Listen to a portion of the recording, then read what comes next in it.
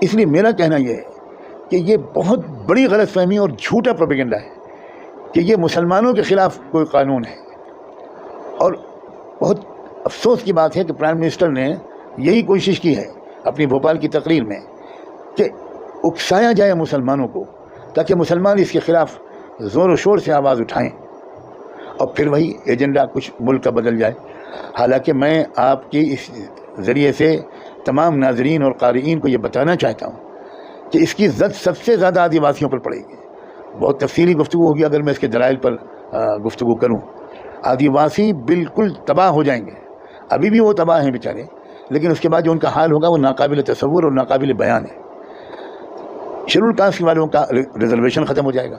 Tribal لوگوں کے جتنے بھی پریویلیجز ہیں وہ سب ختم ہو جائیں گے. کرسچنس کے جو حقوق ہیں وہ متاثر ہوں گے. سکھوں کے تو بہت بری طرح اثر پڑے گا. اور اسی لیے پنجاب کی سکھ لیڈرشپ نے, جو ریلیجیس بھی ہے اور پولیٹیکل بھی ہے, دونوں نے کھل کر پچھلے 3 دنوں میں اس کے خلاف اسٹیٹمنٹ دیے ہیں, پریس کانفرنسز کی ہیں. بلکہ جو سب سے بڑی آرگنائزیشن ہے جو دربار صاحب کا انتظام دیکھتی ہے, جو شریمنی گرودوارا پربندھک کمیٹی, اس نے بھی اس کے خلاف سخت بیان جاری کیا. تو مسلمانوں کو یہ سمجھنا چاہیے کہ یہ صرف آپ کے خلاف نہیں ہے, بلکہ میں تو یہ مشورہ دوں گا کہ آپ اس کے خلاف زیادہ آواز نہ اٹھائیے. آپ تو اپنے ان بھائیوں کو اگر توجہ دلانے کی ضرورت محسوس ہو تو آپ ان کو توجہ دلائیے. ان کے خلاف ہے وہ. لیکن ہوتا یہ ہے کہ مسلمان آگے بڑھ کر کچھ مخالفت شروع کر دیتے ہیں اور پھر وہ ہندو مسلم مسئلہ بن جاتا ہے.